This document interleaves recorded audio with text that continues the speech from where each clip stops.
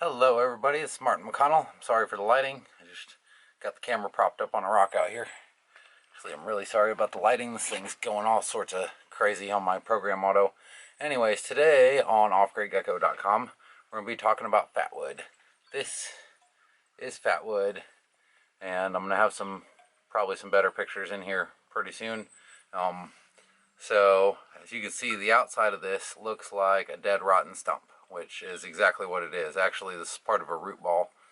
And on the inside, when you cut it open, you've got this sort of, where'd my inside go? You've got this, this almost translucent wood. It doesn't even look like wood anymore. This, as they say, is the good stuff. This is what's left over when a pine tree rots. So, and what this is really good for is starting fires, and I'm probably going to be doing another blog post on fatwood because I think this is just the best stuff ever. But it's even better when you can harvest your own. I'm going to show you where to look and what to do. No bull crap. We're just going to try and cut to the chase on this video and keep it nice and short if I can. But you know me, I tend to talk too much. So basically, I just went out into the woods, and it took me maybe 5 minutes, and I found a growth of pine trees. And then when I went to look closer, I saw a bunch of dead pine trees laying on the ground. And then first stump I came across, just cut it out of the ground, split it, and nice fat wood in here. You can spot it easily because most stumps and most fallen deciduous trees are going to smell earthy. They're going to smell like rotten wood, basically. This smells like turpentine. Now this has been sitting, it's been raining for like 4 days straight, so everything's soaked. So this will still catch off of a lighter if you cut a small piece of it. But, yeah, I'll show you that in a minute. But basically, the rest of the stump is going to be rotten, so you can kick it and it pretty much fall apart if there's anything left to begin with.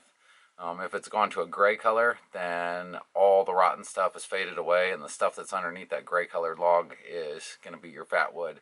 And what the fat wood does is basically the pine tree, when it dies, or when it's injured badly, I should say, the roots will start pushing this resin up into the tree, and it'll go into the wounded areas, and it'll seal them and protect them from insects and the elements and keep the tree from getting sick. And it's kind of a last-ditch effort for the tree to protect itself. It's sort of like a scab on a wound, but a little bit different on pine trees.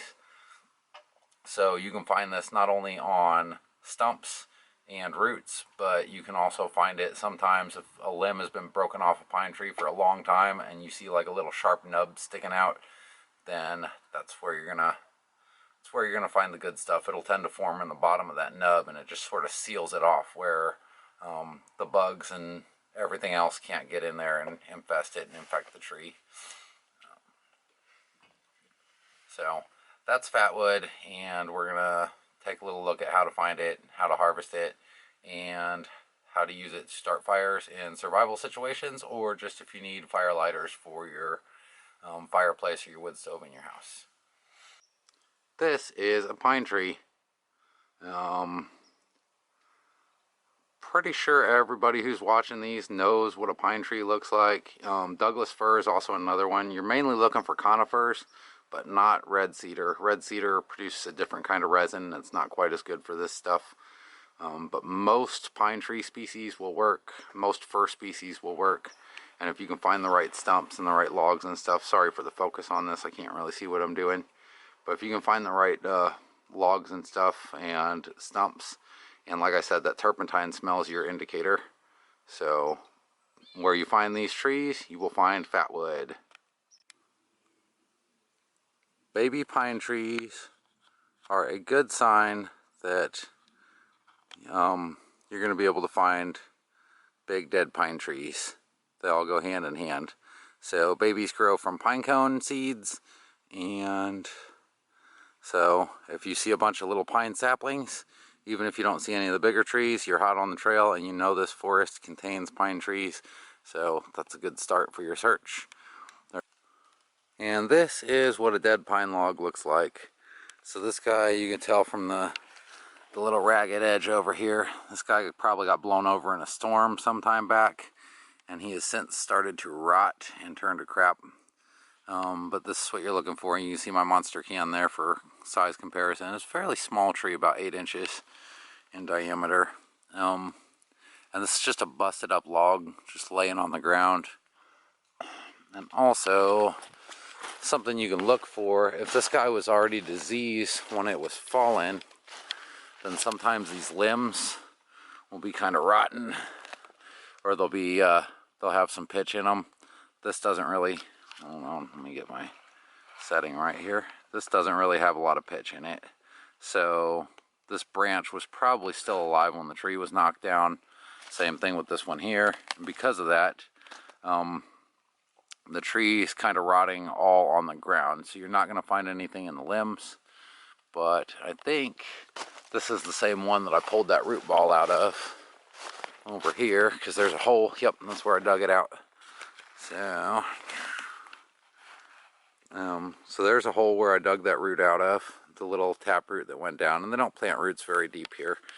And I've got pine pitch all over here now from just digging it out with my axe. Sorry about the zoom feature, but that smells like turpentine, and that's a little piece that's kind of left over, and the rest of it I just, that was that stump that I pulled out, so most of it's going to be rotten. Here's another log about the same that's fallen down. I don't see a stump for him, but so this is the area that you want to be in, right? And there's pine trees up there in the distance, but you can kind of see a couple of them through the trees there, and a couple right over my head, and there's just pine trees everywhere over here. So anytime a storm comes through, it's probably going to knock one or two of these guys out, and I really need to get back here and do some forage management anyway, so I'll make sure and leave some pine stumps when I do, because when you knock over those trees, the stumps will fill up with that resin. Grab Mr. Hatchet here. See if we can find us a stump or two. There's a stump of something laying on the ground. I don't think this is the right, oh, that's just a log. Kid was back here building fires, I guess. I don't want to wander too far off. And yes, I'm totally out here in the rain with my $400 camera, like making videos for you. So make sure to subscribe so that I can do something with these. Now, this is a log.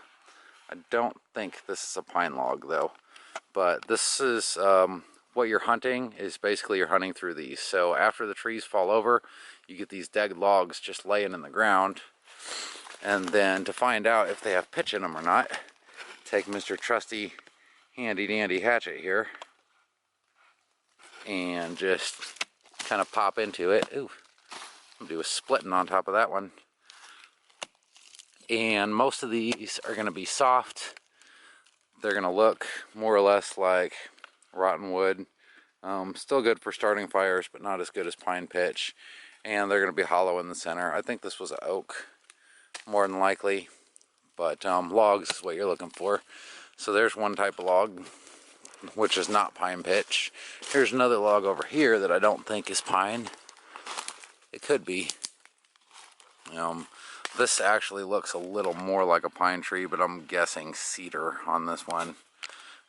Just because I've been out here for long enough to know. And you can see when you chop into these, they're not hard, they're incredibly soft, and they literally just fall apart. In fact, if you're clever and you're just feeling a destructive streak, you can go through the woods and you can just kick these logs over. I mean, it's all rotten in there.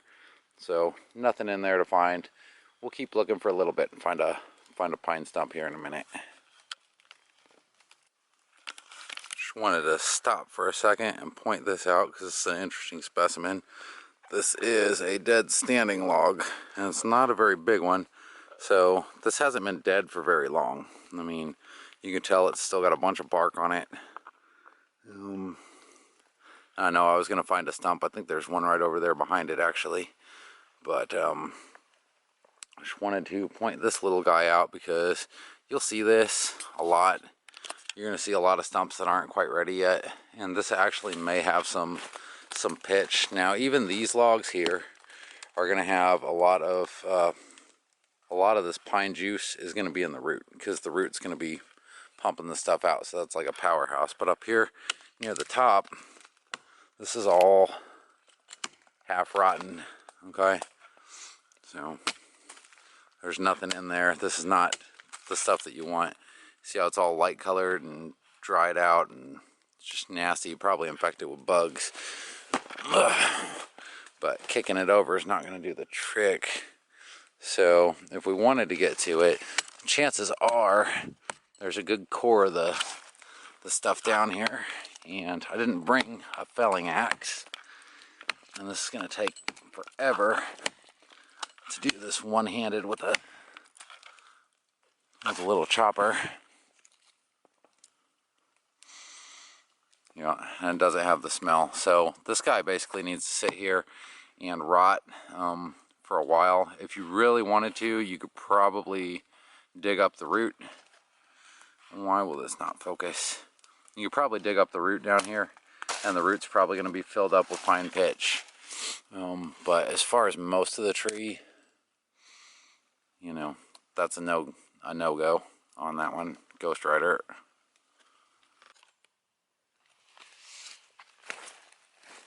And already, pay dirt. A little bit of extra looking, and I found this guy. Can't really see it well in the picture, in the view, but I'm gonna try when I cut this off to leave some of these features so that I can take snapshots of them, and I'll kind of talk through there too. But basically, this is what we're looking for. Ugh. If I kick this guy, it's hard and it's not really moving. It's got these little wings on it here and here, and I mean, some of it's soft, but some of it's pretty hard, and especially these little wings. So those are another feature that you find when you find actual good stuff. But of course, the telltale sign is going to be when we chop it open. We can find a piece. It's got that turpentine kind of smell to it. Now this isn't a very good chunk here, but should be able to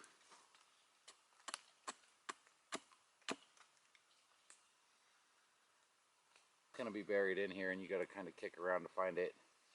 But I'm trying to do this where I'm not going to destroy my photo opportunity here, because this is basically like a mother lode type piece. There's a good chunk. Okay, so nice resiny parts in there, look a little red almost. Ooh, yep. That's the stuff we're looking for right there. And unlike the other dead rotten crap around here, this actually smells good. And there's some right here too. So this whole piece right here that's solid as a rock, that's where we're going to find our stuff. And I may just take this whole log back to the house and butcher it up, but after picture time. So this guy's been here for a while, and that's kind of what you're looking for. And basically what's happened here is the whole tree has rotted out, and it's left this part of the stump in the ground. And so that's the stuff that we're looking for. Yummy. Just trying to show off some of the features of this here. So these are wings, okay? And you're gonna find these. It's just a really, really thin piece that's sticking out from the core of the tree. I don't know exactly why these form like this, but it's a very indicative of fatwood when you find it in the wild, especially when you find it this like this rotten and this far gone. If it was maybe a year or two older, this log would actually, you can see here, it's starting to develop like a gray color. It'll actually gray over. The rest of this junk will rot off, and you'll be left with just a chunk of basically pure fatwood. And at that point, it's easier to harvest because you don't have to knock any of the rotten crap off of it. You just go, but it'll probably look a lot like these little wings here. And they're just sharp veins that basically run up the side of the trunk like a, I don't know, like a plate on a stegosaurus or something. Another indication is that stump's standing tall, and when you kick it or hit it, the joker's not moving. If you hit it with a hammer, it's solid and it doesn't fall apart. That's your fatwood, and this guy's pure gold. So And here's another picture of a vein on this side. It's another one of these plates that's coming off. Now, you got to remember the tree basically rotted around this piece. So this is the piece that just happened to be saturated with resin. And so as everything else rots and falls apart around it, there's another little one right there on the back and some little ones in there. So as the tree basically rots and falls apart around this, these pieces stay intact and they stay preserved. And so that's like your underlying indicating feature that you have something worth going for. And you can see the inside of this is even rotting out. This is all rotten, right? Just rotten heartwood in little bits and pieces and in little flakes. There's no fat wood in there. But the parts that aren't rotten and they're solid, that's your fat wood and those are your pieces. Let me get a couple pictures of this guy and then I'll go ahead and butcher him up and we'll take a couple pieces back to the house and check it out closer.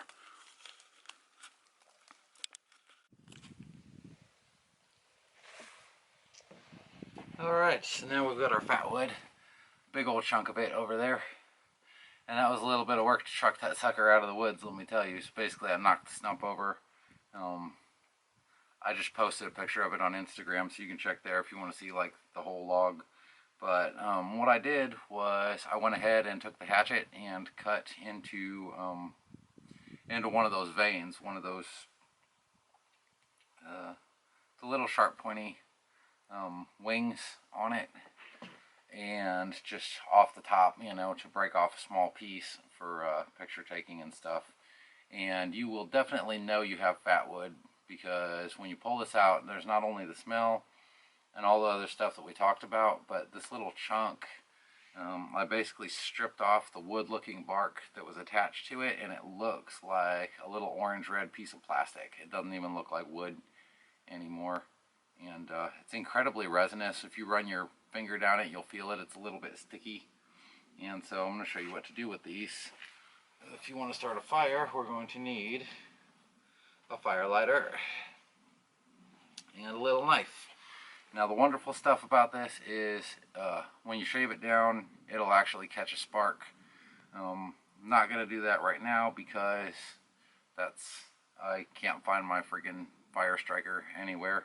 I don't know where my old survival kits are, so I've got just a regular Bic lighter, and this is good enough. And even these pieces that aren't fully impregnated like this, this just looks like a strip of wood or whatever, but it should have enough of the resin in it that, actually, I gotta be careful because it's kind of sunny, that, see, it catches right away. There's a little bit of black smoke that comes off of it. I don't know if you can see, but we got a little fire burning on that plate now with a little bit of black smoke. And I mean, that was just one flick of the lighter, so you don't need to necessarily have like a big flame to light these things. So what you do is you can take actually the back of a knife or any blunt object, and this should be hard enough that even if you don't have a perfectly sharp surface, you can just scratch. And this isn't a sharp, this knife doesn't have a sharp back, but you can just scratch off little pieces, and this is basically pure resin at this point. So these are the pieces that will catch a spark. You can also use if you do have a knife or something with a sharp edge, you can lay the sharp edge on there, and you don't want to, I mean, you can cut off little pieces like this, just do little curls by cutting straight, or you can line the knife up about 90 degrees to the surface and just scratch it, and you're going to get all these little scrapes off. It's very, very, very easy to cut a little bit of tinder off of this stuff, and when you cut it, it's going to be really, really sticky. And even without, see if I can do this without actually hitting the lighter. Man, I can't just throw a spark off this lighter yet, but I mean, it doesn't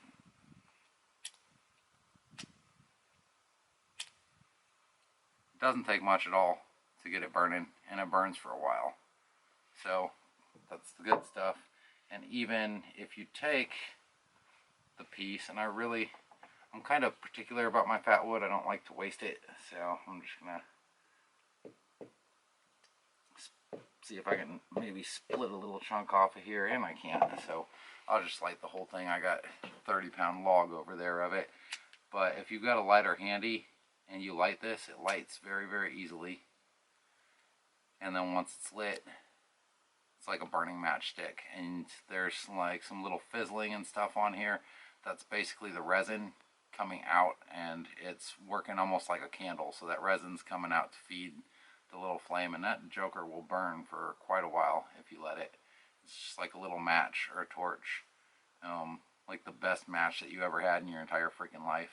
You'll notice the smoke's kind of sooty and black, and it puts off a lot of it, so you don't want to burn this like all the time in your fireplace. But this guy will burn for a good long time, so you only need a little tiny piece and you can get your tinder lit, or if you just want to go straight to kindling, you can do that too. And you can see, I don't know if you can see there's little bubbling stuff where the resin's coming out, so I'm trying to hold it sideways so it doesn't drip on my hands because that crap's hot. And but at the same time trying to keep it from burning toward me, so this is a bit of a trick. But that little black resin on there is pine pitch, and it basically comes right out of it, and you can use that to start a fire. And even these pieces that aren't perfect, I mean, this one looks kind of scraggly and it's still got some dead bark on it. Again, hit it with the lighter and it'll go almost straight to smoking. So even if you've got a crappy piece of fatwood and it's not the best piece, it's still better than, you know, a sharp pointy stick and trying to light a piece of bark to get an ember. So this is like I said, this is basically like the best stuff for making fires, bar none, period. Even if you go to the store and buy kerosene, I would rather almost have this than kerosene.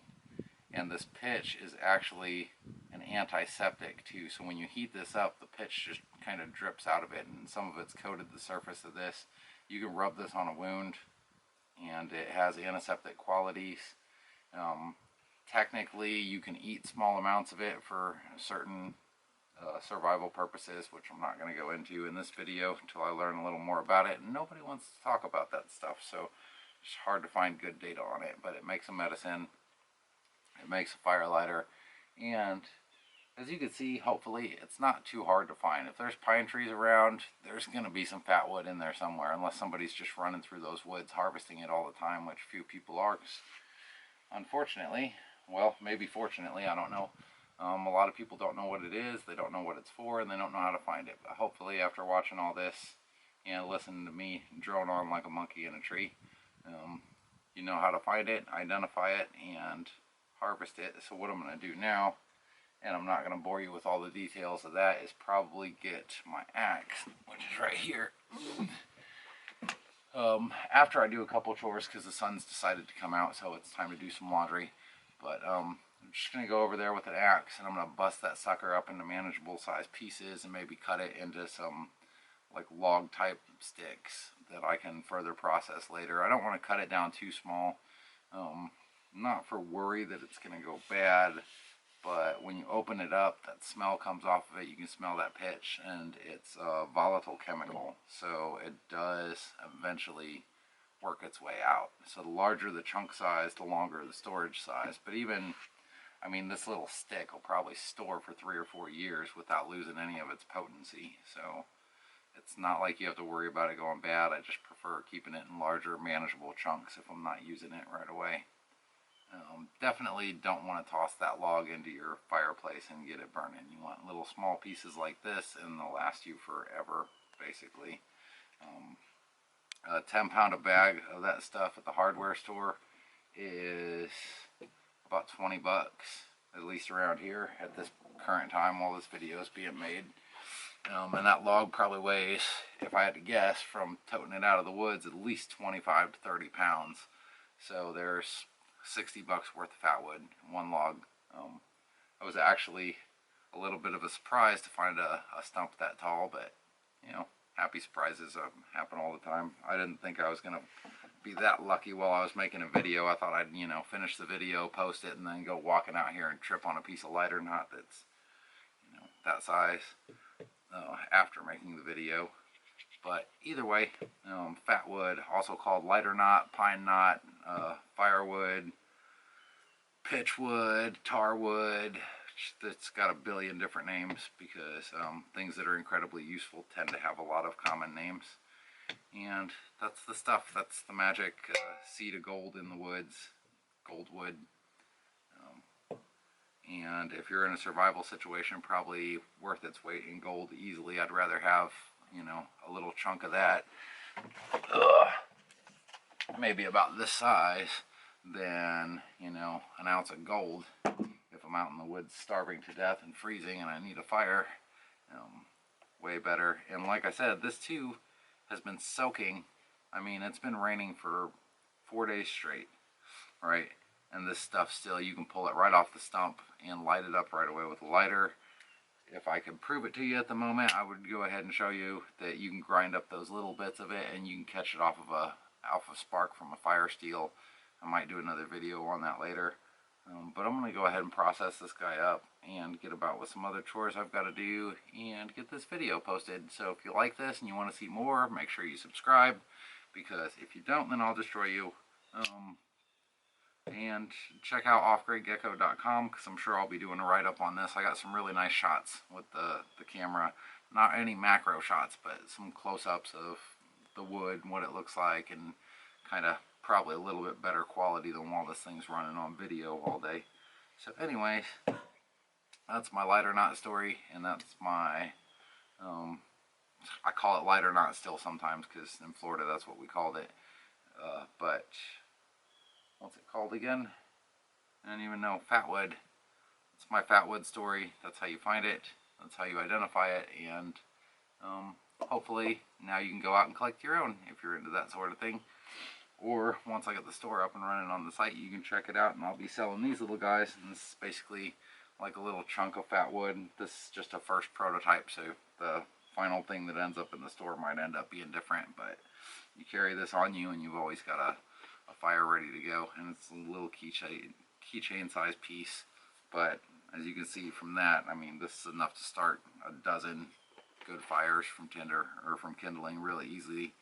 So it's good stuff to have with you if you're in the woods, and you can never get enough of it. So check that out, and I'll see you next time. Thanks for watching. Bye.